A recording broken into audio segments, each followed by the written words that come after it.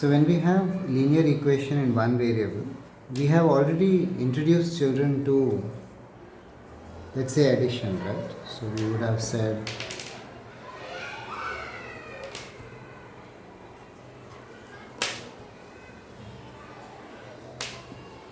usually we would have had the concept of what needs to be found out.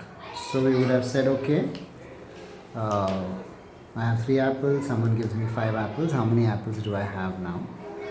And corresponding to that story, we would have also had 2 subtraction stories that are possible. And we tell the children that the story is like, I had some apples, someone gave me 5 apples, now I have 8 apples, which is this story in which the 3 is unknown. And I had 3 apples, someone gave me some apples, now I have 8 apples. How many apples did they give? So the idea of this sense of the manipulation is already there. But even when we are starting linear equations with one variable, this is a bit too simplistic. And of course, you also have the multiplication story and its two division stories. And when we had the multiplication story of 3 times 5 is what, which is each tree has 3 apples, there are 5 trees, how many apples are there? And we had 2 division stories equivalent to that, which is, if there are 5 trees with 15 apples, how many apples are there in each tree? Or if each tree had 3 apples and there were 15 apples in total, how many trees are there? So these we have already looked at, and they appear to be a good introduction to algebra.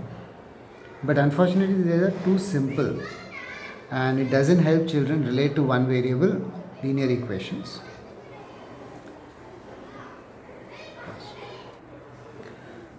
So it is generally more interesting to introduce it with at least a little bit of complexity. For example, have 2 boxes and they have the same number of blocks. So these 2 boxes along with 2 more are 10 blocks. So how many blocks are there in each box? And most children can intuitively figure this out. They don't really need to write down an equation. They'll think about it, and if you really talk to them, they'll say, okay, I have 10 blocks, I can see 2 blocks, so remove the 2 blocks, 8 blocks are left. 8 blocks in 2 boxes is 4 blocks in each box. So they can logically figure this out, and then of course when they are done, they can open the boxes and see that yes, indeed, each of the boxes has 4 blocks. So it becomes like a game, and at the same, like a puzzle, and at the same time it starts introducing them to algebra when you start writing this down. So how do you write this down? I have actually been using 3 colors. One color is for an unknown, one color is for a number I know, and one is for symbols, when you have symbols, addition, equal to sign, and so on. So that also slows it down and helps children be able to figure out what is it that they are doing. So for example, this situation was, that I had these 2 boxes. So you can even draw it as a box. So 2 boxes plus those 2 tokens together were 10 tokens, right? So you ask them to break down what they did in their mind. And in the beginning, it even helps to actually have those 10 tokens. So if we have those 10 tokens, so this is equivalent to a 10, same length, the blocks. And that's the equation, right? 2 blocks on one side, 2 boxes on one side with 2 blocks is equal to 10 blocks. So it's like a taras.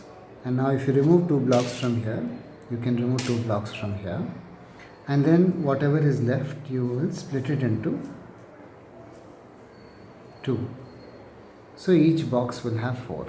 So these same steps we write down and say, okay, 2 is a known number, so there are 2 boxes, and different children will use different shortcuts here. They may just do 10 minus 2 in their head and say 8.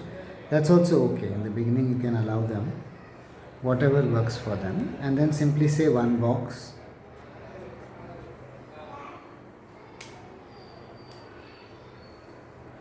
is 4. So here still the calculations are being done implicitly. They are doing 10 minus 2, the numbers are small enough, they are able to do it. They are also doing the division in their mind, saying 2 boxes is 8, 1 box is 4. And you can remind them of the addition story or the multiplication story, or it doesn't matter.